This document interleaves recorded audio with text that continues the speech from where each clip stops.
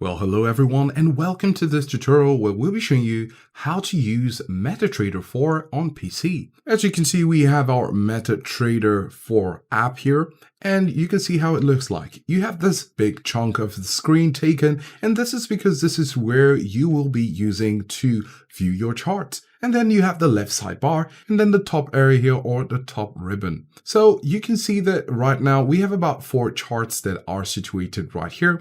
But if you want to enlarge it, you can click on the window and you can see the maximize button at the top right corner of this trading pair. So click on it and there you have it enlarged. But at the bottom here, in case you're wondering where the others went, you can click on the bottom here. You can see we're currently on Euro USD, and now we're currently on USD Swiss franc.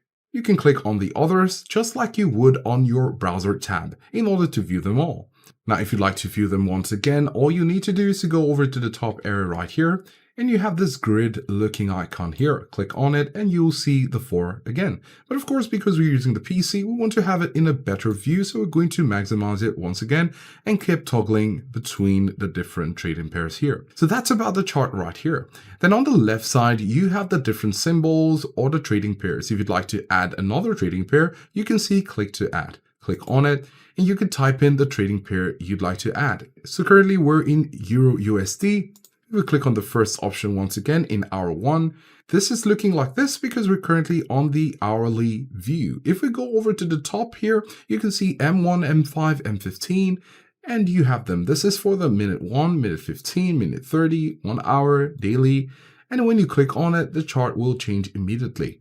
Now, if you'd like to trade on this pair, you can go to the area here where you have symbols, details, and trading. When you click on trading, you will see Euro USD, GBP USD, USD, Swiss franc. You could decide to sell or to buy, and you could also set your stop loss right there.